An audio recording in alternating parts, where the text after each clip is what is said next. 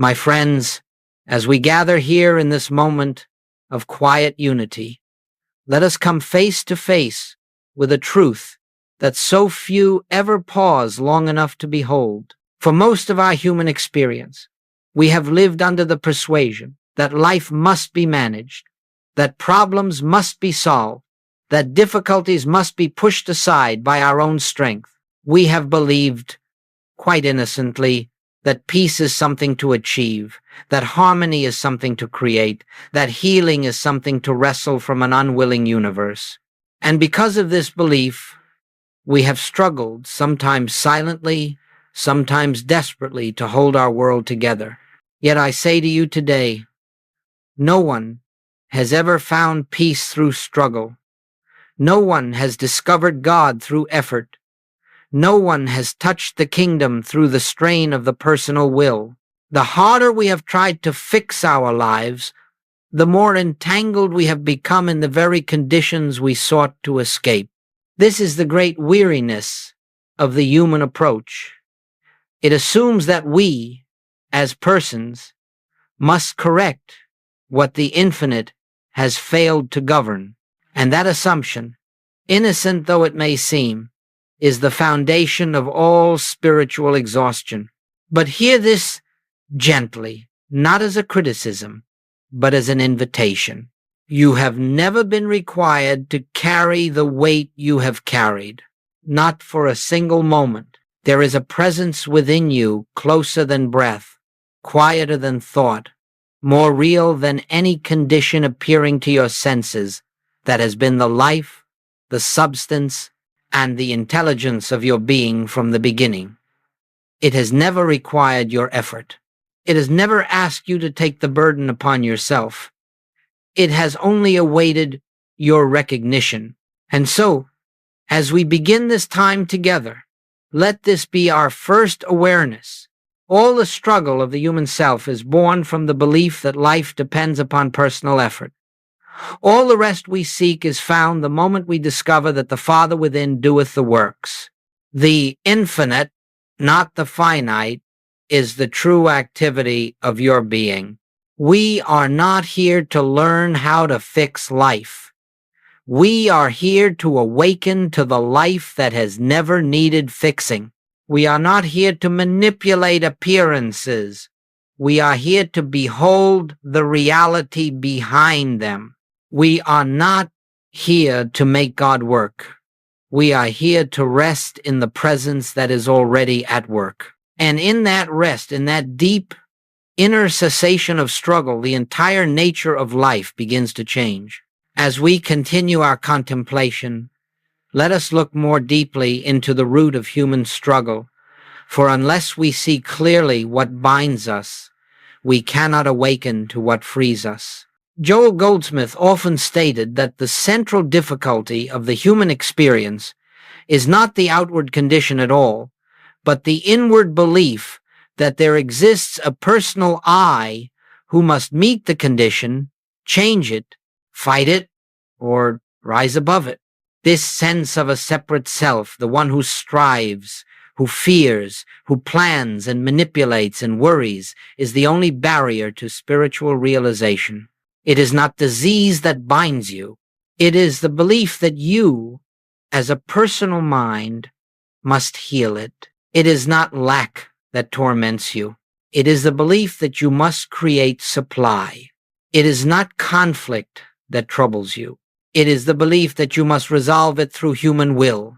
All personal effort is built upon one false assumption, that there is a self apart from God, a self with its own power, its own duties, its own burdens. This assumption creates a universe of fear, for the personal self is never sufficient to the demands of life. The personal self is always inadequate, always anxious, always attempting to control a world it never created and cannot govern. And so long as you identify as this personal self, this mental, emotional, striving, you live under the law of effort. Everything becomes labor. Every problem becomes a mountain. Every decision becomes a weight. And Even your spiritual practice becomes another attempt to improve the self that never existed in the first place. Joel would remind us that the spiritual path is not the refining of the human mind. It is not the strengthening of the personal will. It is not the polishing of the ego with sacred language. The infinite way is not the glorification of the human self. It is the dissolution of belief in that self. For the truth is this: there is no personal you to be improved. There is only the infinite appearing as you. And the moment you release the belief that life must be carried on your shoulders, you shift from the realm of effort to the realm of grace. If you observe your own consciousness honestly, you will see that every moment of fear, every impulse to fix or control, arises from the belief that I must do something. This is the entire problem in 3 words. I must do. It is the cry of the separate self, the self born of conditioning, the self ignorant of its true source. And yet, beneath that cry, there is another voice, quieter, steadier, eternal, whispering, I can of mine own self do nothing, not in defeat, but in revelation, not in surrender to helplessness, but in surrender to truth. For when the personal sense of I steps aside, the infinite is revealed as the only doer, the only presence, the only power. To recognize this is the beginning of freedom. To rest in it is the beginning of peace. As we go forward, let us understand something absolutely essential to healing, to harmony, and to inner peace. You cannot fix appearances. No matter how sincerely you try, no matter how fervently you plead, no matter how intensely you affirm or resist, an appearance cannot be corrected at the level in which it exists. This was one of Joel Goldsmith's most liberating revelations, and it stands at the heart of the infinite way. You see, the world you behold with the senses is not the world of reality. It is the world of appearance, ever shifting, ever changing, ever presenting one form today and another tomorrow. When you attempt to fix an appearance, you are attempting to correct a shadow. You are wrestling with an image projected by consciousness rather than addressing the consciousness from which it arises. Think of it this way. If a movie plays upon a screen and the picture is distorted, no amount of wiping or adjusting the screen will change it. The problem is not on the surface. It is in the projector. And yet humanity spends its entire lifetime polishing the screen, scrubbing the screen, fighting the screen, never recognizing that the picture originates elsewhere. So it is with sickness. So it is with lack. So it is with conflict. So it is with every form of discord. The moment you attempt to correct the outer picture, you declare the picture to be real, substantial, and powerful. You say, this condition has authority, and I must overcome it. But in truth, the condition has no authority of its own. It is an effect, and an effect cannot be fixed. It can only be understood as illusion. Joe would often say, you do not heal sickness. You dissolve the belief in sickness. You do not correct lack. You awaken from the belief in separation. Whenever you battle an appearance, you reinforce your identification with the appearance. You strengthen the very belief you wish to escape. If you fight disease, you affirm a self that can be diseased. If you battle lack, you affirm a self that can be deprived. If you confront conflict, you affirm a self that can be opposed. All such striving springs from the same illusion, the belief in a self apart from God, subject to powers other than the one.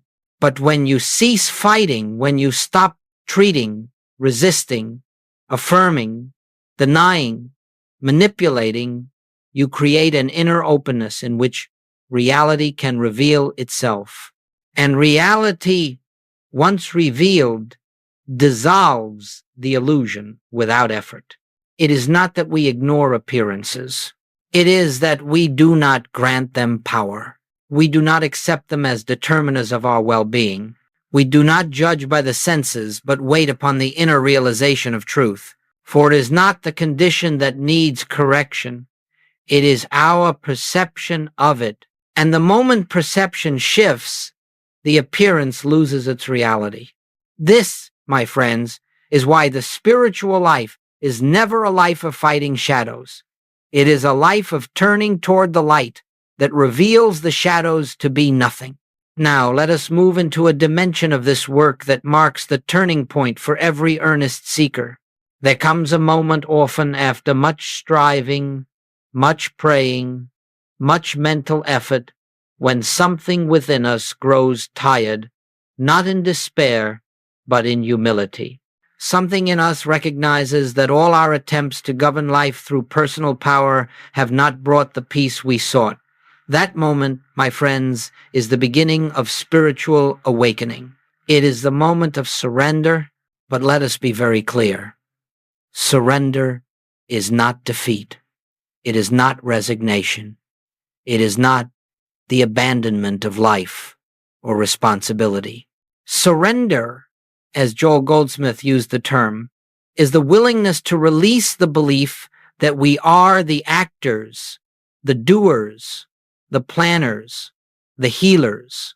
It is the laying down of the personal sense of I so that the infinite may reveal its own activity.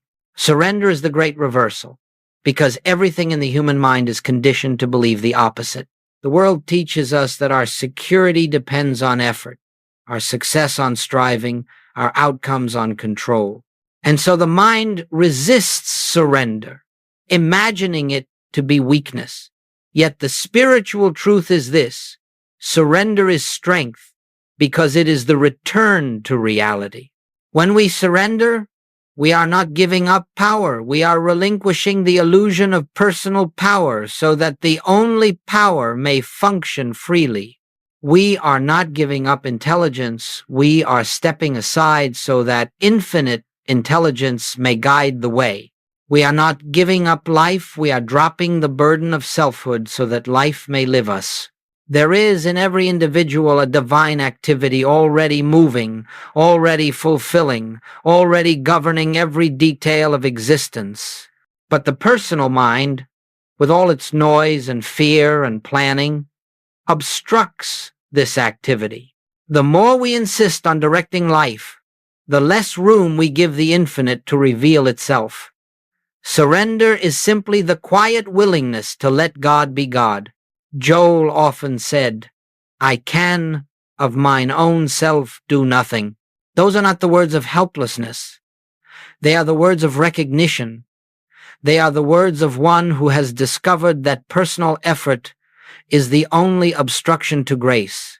They are the doorway into a life where the inner presence becomes the guiding, harmonizing, healing principle. When you surrender, even for a moment, you feel something shift. You sense a loosening, a softening. The frantic impulse to think your way out of circumstances begins to dissolve. A spaciousness opens.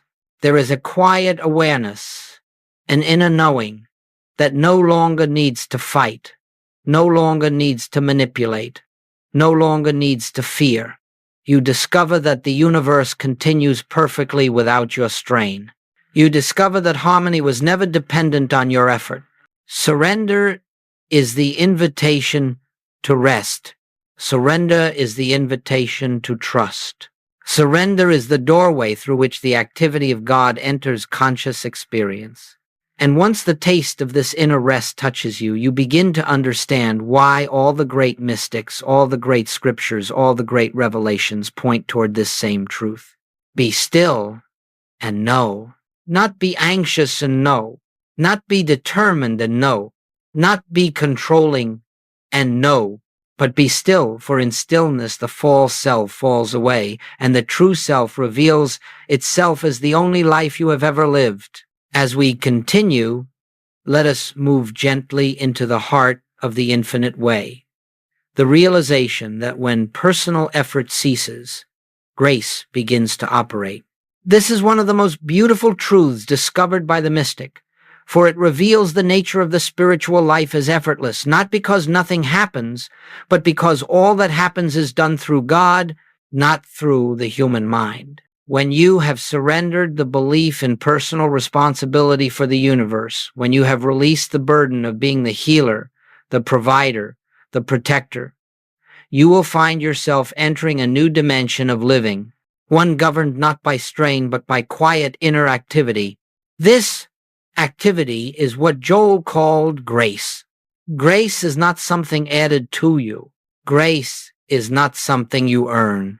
Grace is not something God decides to bestow based on merit or prayer. Grace is the natural, continuous flow of divine presence through your consciousness. The moment the obstructions of fear, effort, and personal will dissolve. The personal mind is like a clenched fist, tight, contracted, always grasping. But grace requires an open hand, an unclenched heart, a receptive consciousness.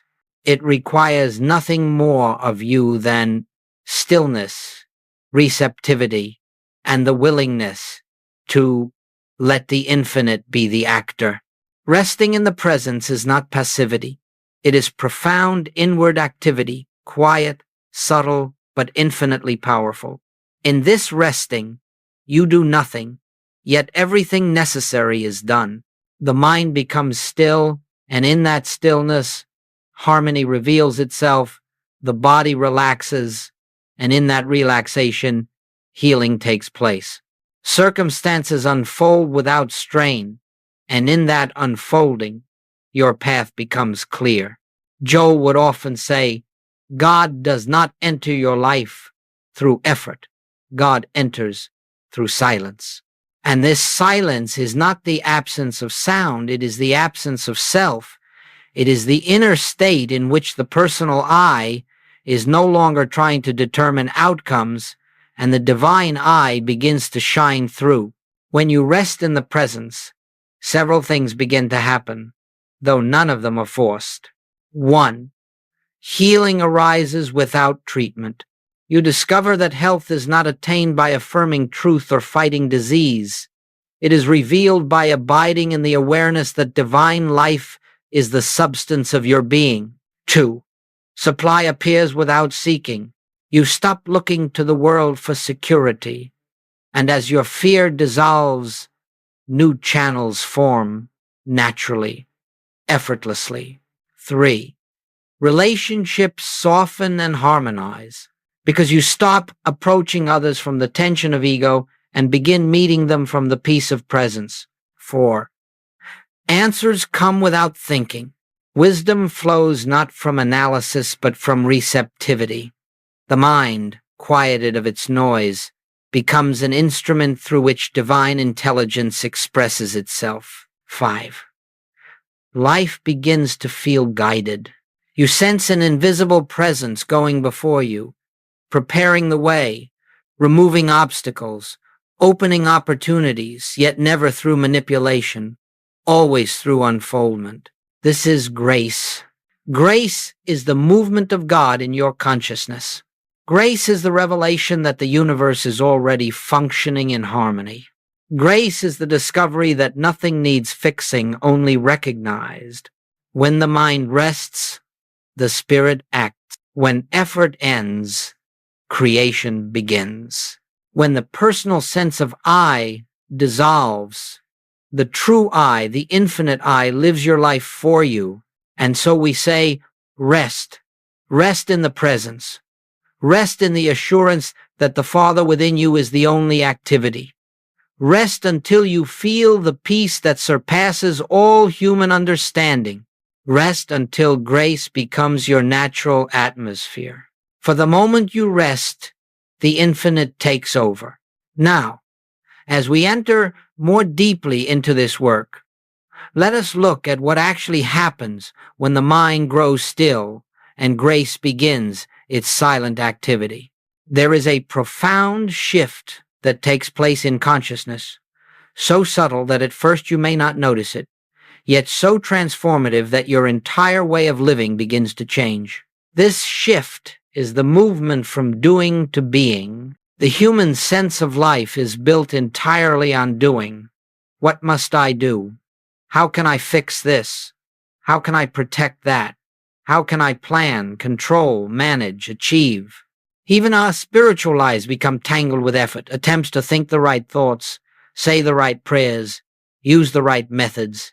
But all of this belongs to the old consciousness, the consciousness that believes it is separate from God and must therefore construct its own salvation.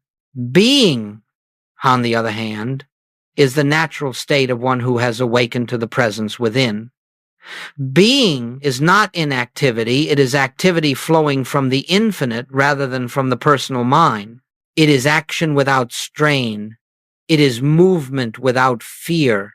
It is effortlessness, not because nothing is done, but because you are no longer the doer. Joel often reminded us, we do not live this life, we witness it.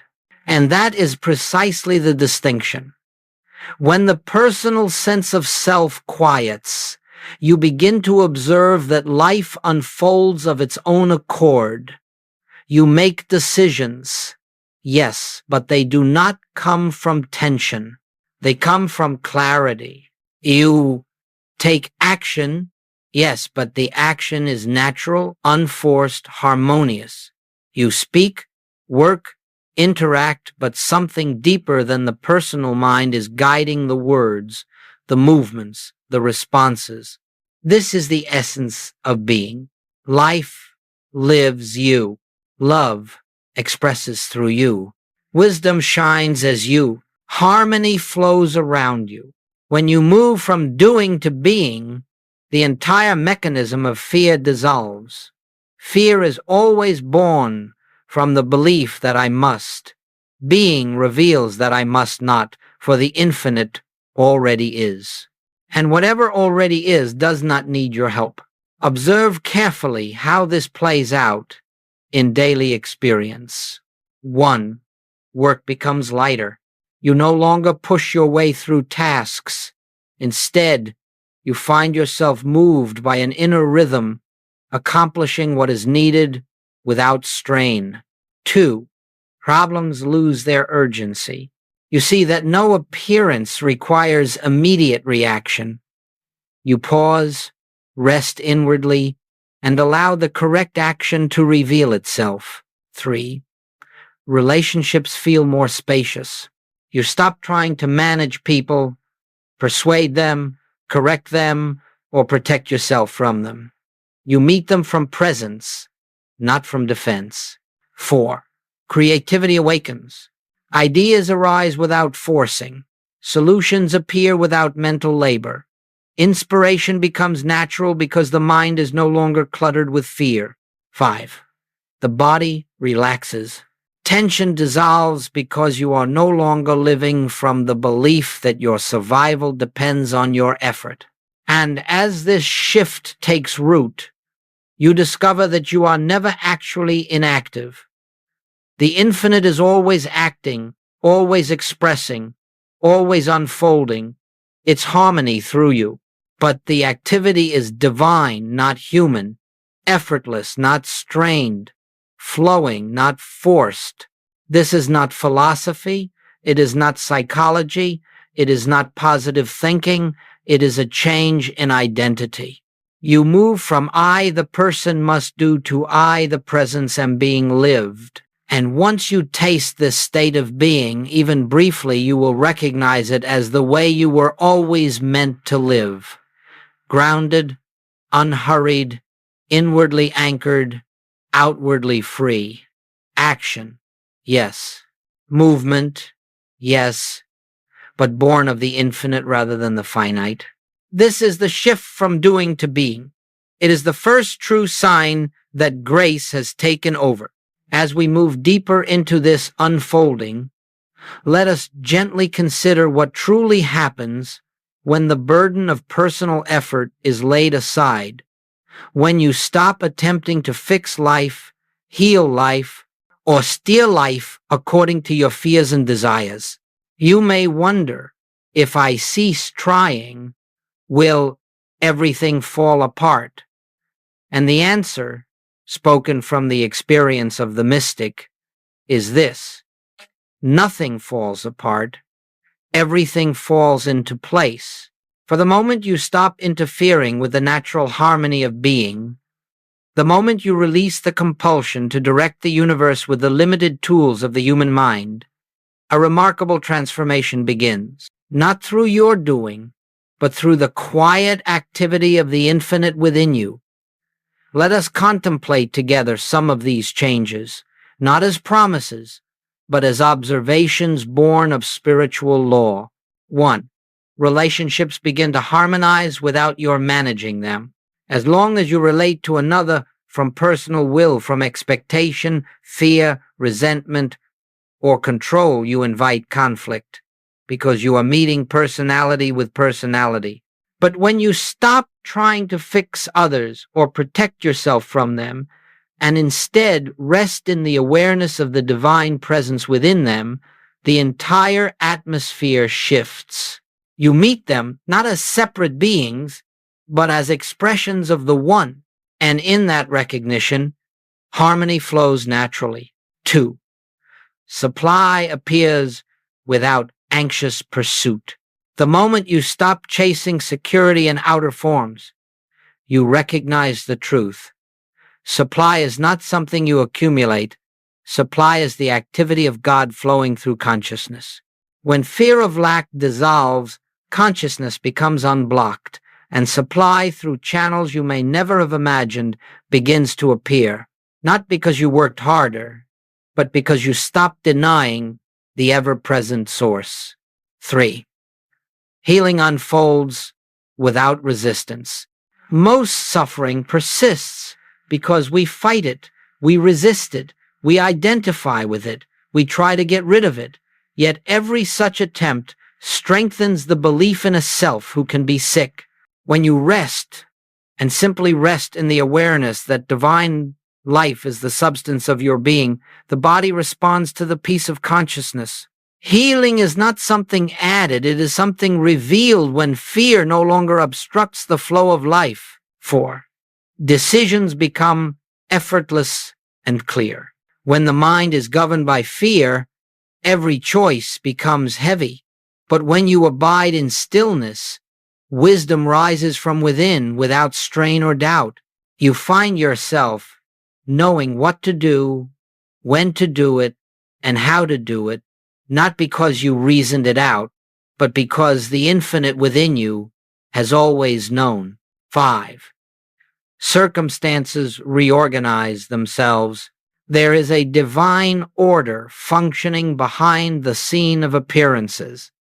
When you stop forcing outcomes, that order becomes visible.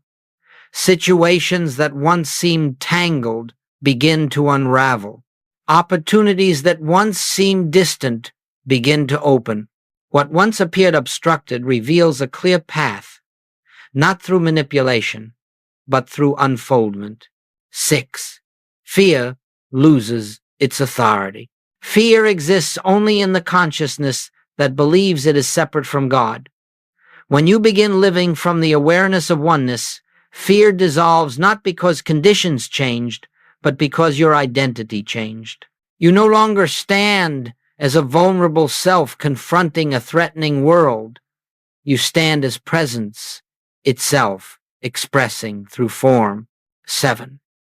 You sense an invisible guidance.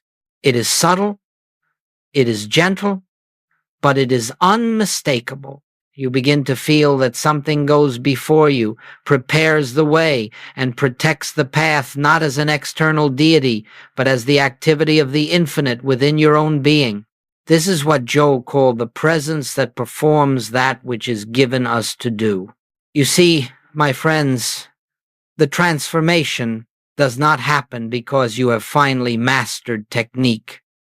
It does not happen because you have affirmed strongly or practiced perfectly. It happens because you have ceased resisting the natural order of the universe. The infinite has always been seeking expression through you, but now for the first time you have stepped aside and allowed it. And so we say, when you stop trying to fix your life, life reveals that it never needed fixing. When you stop forcing, harmony appears. When you stop seeking in matter, you discover that spirit has always been the only reality. These are not miracles. They are the natural consequences of living in alignment with truth. And now let us turn gently toward the matter that concerns every sincere seeker. How do I live this truth in the ordinary movements of daily life? How do I bring the awareness of grace, of rest, of inner presence into a world that demands action, demands attention, demands response? This is the great question. And it is here that the infinite way ceases to be a philosophy and becomes a way of life. Joel Goldsmith never intended for the spiritual life to be confined to a meditation room, nor to a few sacred hours set aside for study. The spiritual life is not something you visit. It is the atmosphere in which you live and move and have your being. And so the realization must be carried with you not as a practice of effort, but as a gentle, continuous remembering. Let us consider how this remembrance unfolds. 1. Begin each day in silence, before the world enters, before thought rises, before the senses rush forth. Sit for a moment, even a brief moment, and acknowledge the presence. Recognize that the day before you will not be lived by a personal self striving to manage conditions. It will be lived by the infinite, expressing through you. And with that recognition, you step into the day not as a doer, but as an instrument. 2. Pause often throughout the day, not as discipline, but as returning home at any moment of tension or hurry or emotional disturbance. Simply pause, turn inward, feel for that silent, invisible life within. Rest your awareness there for a breath or two. You need not fix anything. You need only come back to the truth. The presence goes before me. The presence accompanies me. The presence sustains me. In that pause, the burden lifts. 3. Allow action to arise from stillness. Let your work, your conversations, your responsibilities be carried out from the peace of inner awareness rather than from the compulsion to control. You will find that actions taken from stillness are efficient, harmonious, and guided. Actions taken from fear are confused, rushed, and exhausting. So do not act until you are inwardly anchored, then act freely. 4. Release the outcome of every action. Once you have acted, once you have spoken, once you have fulfilled the duty of the moment, release it. Let the infinite carry the results. You are not responsible for the final picture. You are responsible only for maintaining the awareness of presence. Life takes care of the rest. 5. Let appearances be what they seem to be. Do not rush to judge, resist, analyze, or correct appearances. If something troubles you, pause and return to recognition. God is the only presence. God is the only power. God is the only activity. From this foundation, you will respond rightly, not through fear, but through clarity. 6. End the day in gratitude for the unseen activity of grace. Not gratitude for things gained, but gratitude for the presence that lived the day for you. Even if the day seemed ordinary, even if nothing spectacular occurred, know that the quiet activity of God was in operation. Give thanks for that. Acknowledge it and rest. As these practices become woven into the rhythm of your life, you will notice something extraordinary. Your spirituality will no longer be something you do. It will be what you are. You will not need reminders, for remembrance will become natural. You will not seek the presence, for you will feel it abiding. You will not ask for guidance will be the atmosphere in which you live. This is living the infinite way, not by constant meditation alone, not by isolated moments of prayer, but by abiding in the quiet awareness that the presence within you is the life you live. All the rest unfolds from this alone. And now, as we bring this time of reflection to its quiet close, let us rest once more in the awareness that has been unfolding throughout this message. The infinite does the work. The Father within you, this silent, invisible, ever-present life, has been carrying you from the beginning, and it will continue to carry you long after every effort of the human mind has dissolved. Nothing in reality has changed during this hour. The same presence that sustained you yesterday sustains you now. The same love that guided your path in unseen ways continues to guide it. The same grace that held your life in harmony before you understood any of this still holds it now. What has changed is your recognition.